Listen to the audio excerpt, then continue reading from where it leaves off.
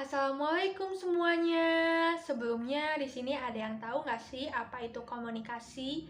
Menurut Robbins dan Timothy, komunikasi merupakan suatu proses penyampaian informasi atau gagasan serta makna yang terkandung di dalamnya sehingga makna tersebut dapat dipahami dan diterima oleh penerima. Nah, teman-teman, komunikasi ini terbagi menjadi dua, ada komunikasi verbal dan komunikasi nonverbal. Yang pada kesempatan kali ini akan dibahas oleh kelompok 2 mengenai pemahaman komunikasi verbal dan komunikasi nonverbal.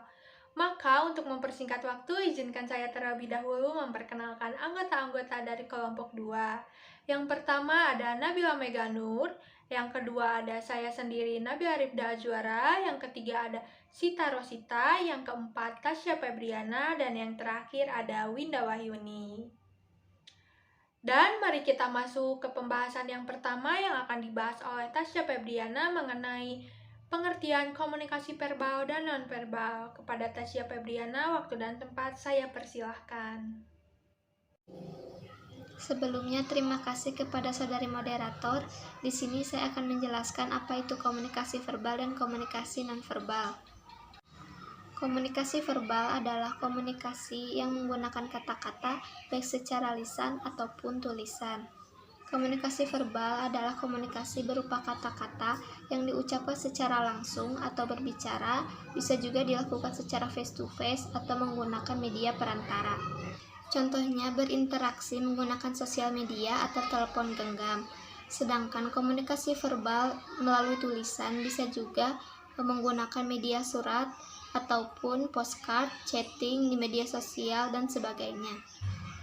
Komunikasi verbal paling banyak digunakan dalam hubungan antar manusia untuk mengungkapkan perasaan, emosi, pemikiran, gagasan, fakta, data, dan informasi, serta menjelaskannya, saling bertukar perasaan dan pemikiran, saling berdebat, dan bertengkar.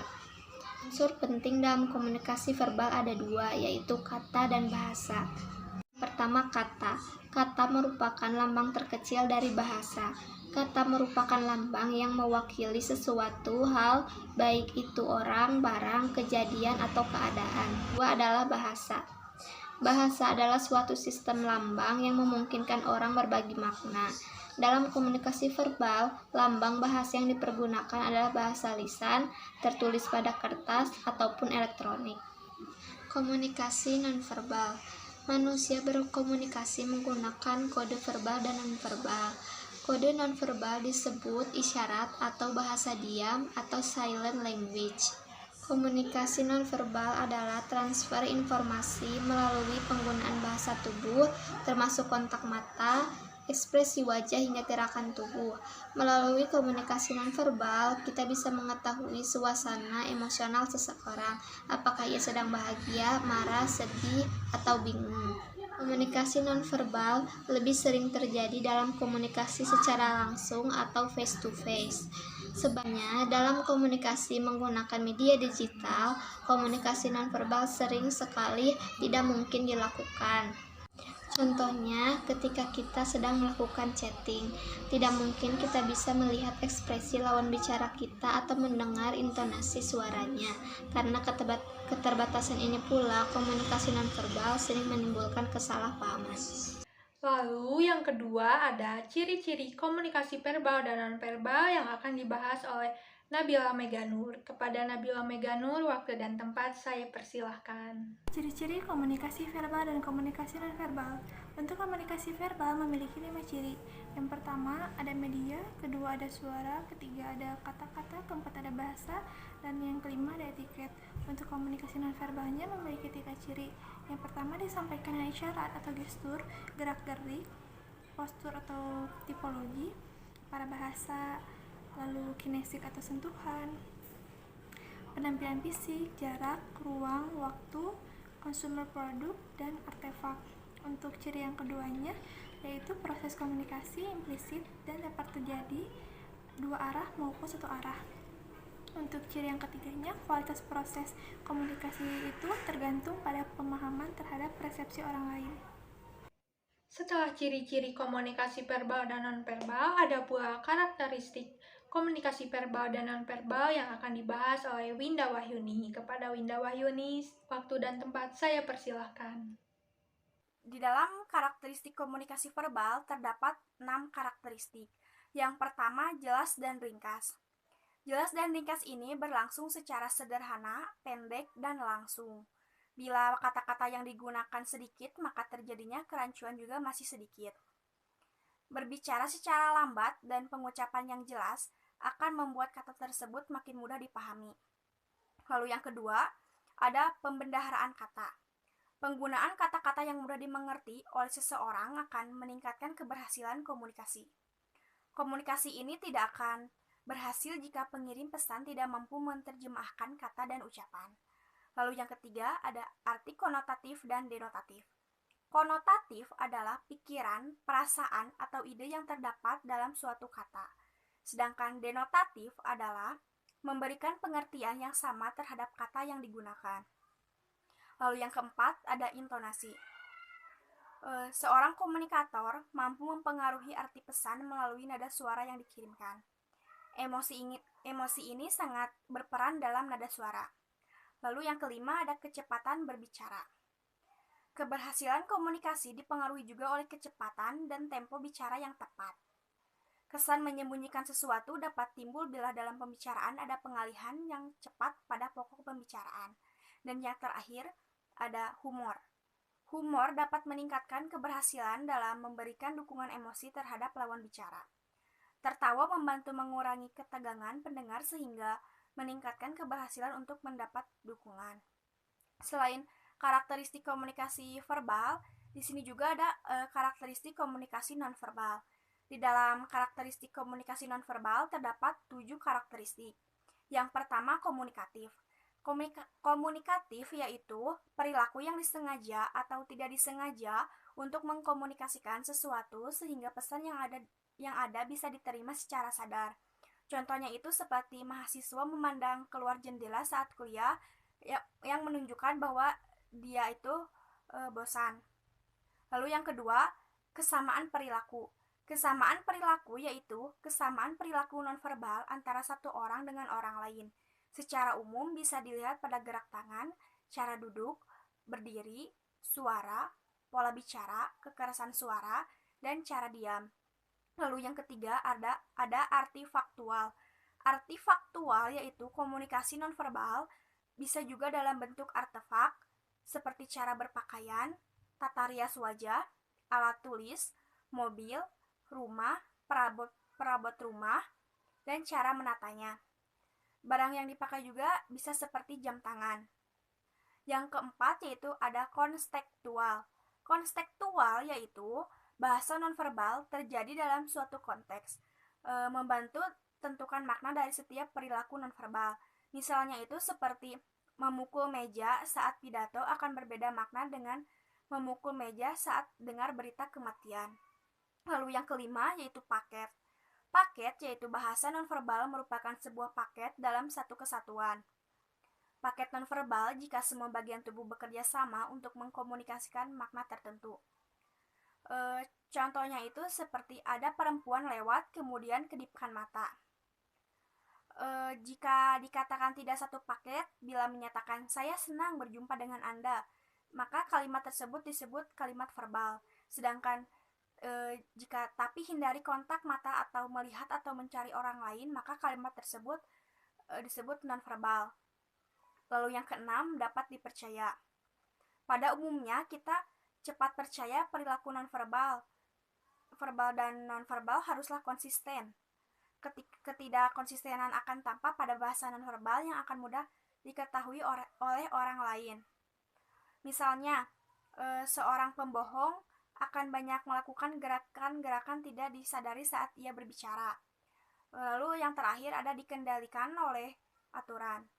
Sejak kecil kita belajar kaidah-kaidah kepatuhan melalui pengamatan perilaku orang dewasa. Contohnya itu misalnya mempelajari penyampaian simpati seperti kapan, di mana, dan alasan. Atau seperti menyentuh, seperti kapan, situasi apa yang boleh atau tidak boleh. Nah, itu karakteristik-karakteristik yang ada di komunikasi verbal dan komunikasi nonverbal. Setelah pengertian, ciri-ciri, dan karakteristik, ada juga loh perbedaan komunikasi verbal dan nonverbal. Apa aja sih? Yuk kita simak Sita Rosita yang akan membahas perbedaan komunikasi verbal dan nonverbal. Kepada Sita Rosita, waktu dan tempat saya persilahkan. Di sini saya akan menjelaskan tentang perbedaan dari komunikasi verbal dan nonverbal. Perbedaan yang pertama dilihat dari struktur dan derajat kepentingan. Komunikasi verbal, termasuk komunikasi yang terstruktur, memiliki aturan-aturan tata bahasa dan memberikan pesan secara jelas. Sedangkan pada komunikasi nonverbal, tidak terstruktur dan tidak memiliki pola-pola yang khusus. Perbedaan yang kedua yaitu dilihat dari diskresi dan keberlangsungan. Komunikasi verbal memiliki titik awal dan titik akhir, sedangkan komunikasi nonverbal tidak berawal dan tidak berakhir karena berlangsung secara terus-menerus tanpa adanya interupsi. Perbedaan yang ketiga dilihat dari peluang terjadinya kesalahpahaman. Komunikasi verbal memiliki makna yang pasti, sehingga dapat meminimalisir kesalahan penafsiran. Sedangkan pada komunikasi nonverbal memiliki ribuan ekspresi wajah yang dapat dibuat hanya dengan 20 otot wajah, sehingga dapat menjadi peluang terjadinya kesalahan penafsiran. Perbedaan yang keempat dilihat dari proses neurofisiologis. Komunikasi verbal ditafsirkan oleh otak kiri yang dapat membantu dalam melakukan analisis, sedangkan komunikasi nonverbal ditafsirkan oleh otak kanan. Oleh karena itu, penafsiran yang terjadi melibatkan berbagai kegiatan ruang, gambar, dan gestalt dalam otak yang menciptakan berbagai macam respon. Perbedaan yang kelima dilihat dari durasi waktu yang dibutuhkan. Komunikasi verbal berlangsung secara cepat dan efisien, sedangkan komunikasi nonverbal memakan waktu yang lebih lama bila dibandingkan dengan komunikasi verbal. Perbedaan yang keenam dilihat dari kesalahpahaman berdasarkan waktu dan situasi. Komunikasi verbal memiliki umpan balik segera dan sangat minimal terjadi kesalahpahaman. Sedangkan pada komunikasi nonverbal tidak selalu terjadi umpan balik sehingga sangat mungkin terjadi kesalahpahaman. Perbedaan yang ketujuh dilihat dari presensi dan jarak. Komunikasi verbal dapat digunakan dalam berbagai bentuk seperti surat, chat, telepon, dan lain-lain. Jarak tidak menjadi masalah dalam komunikasi verbal, sedangkan komunikasi nonverbal tidak dapat terjadi dalam jarak yang terlalu lebar. Perbedaan yang kedelapan dilihat dari bukti dan dokumentasi. Komunikasi verbal dapat disampaikan secara keras dan orang lain dapat menyaksikannya. Oleh karena itu, komunikasi verbal dapat didokumentasikan dan menjadi barang bukti. Sedangkan komunikasi nonverbal tidak dapat didokumentasikan dan dijadikan barang bukti. Perbedaan yang kesembilan dilihat dari penggunaan. Komunikasi verbal yang digunakan oleh manusia hanya sekitar 7% saja dari keseluruhan komunikasi yang dilakukan. Sedangkan komunikasi nonverbal sangat penting dibandingkan komunikasi verbal. Hal ini dibuktikan dengan hasil studi yang dilakukan oleh Albert Mehrabian yang menunjukkan bahwa sebanyak 93% dari komunikasi yang dilakukan oleh manusia adalah komunikasi nonverbal. Perbedaan yang ke-10 dilihat dari tujuan. Komunikasi verbal utamanya ditujukan untuk menginformasikan pengetahuan, karena kata-kata sangatlah berpengaruh. Sedangkan komunikasi nonverbal dapat digunakan untuk mengekspresikan kedekatan dan emosi. Yang terakhir ada faktor-faktor yang mempengaruhi kelancaran komunikasi verbal dan komunikasi nonverbal yang akan dibahas oleh saya sendiri. Yang pertama ada faktor inteligensi. Orang-orang dengan inteligensi yang tinggi biasanya memiliki pemendaharan kata yang lebih banyak dibandingkan dengan orang-orang yang memiliki inteligensi rendah. Yang kedua ada faktor budaya. Seperti yang kita ketahui, Indonesia memiliki keragaman budaya yang tentunya dengan bahasanya masing-masing. Contohnya seperti bahasa Sunda, bahasa Jawa, dan masih banyak lagi. Yang ketiga ada faktor pengetahuan. Orang-orang yang memiliki pengetahuan yang banyak akan mendorong mereka berbicara lancar dengan pemendaharan kata yang mereka miliki. Yang keempat ada faktor kepribadian. Orang-orang dengan kepribadian pemalu atau introvert tentunya akan lebih sedikit berbicara dibandingkan dengan orang-orang yang memiliki kepribadian ekstrovert. Yang kelima ada faktor biologis. Orang-orang yang memiliki kelainan seperti tunawicara tentunya akan menghambat mereka saat berkomunikasi dengan orang lain. Dan yang terakhir ada faktor pengalaman.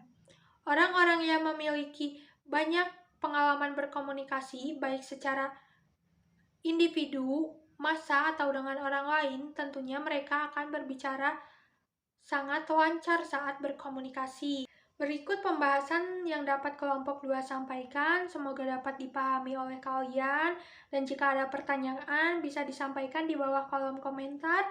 Terima kasih. Wassalamualaikum warahmatullahi wabarakatuh.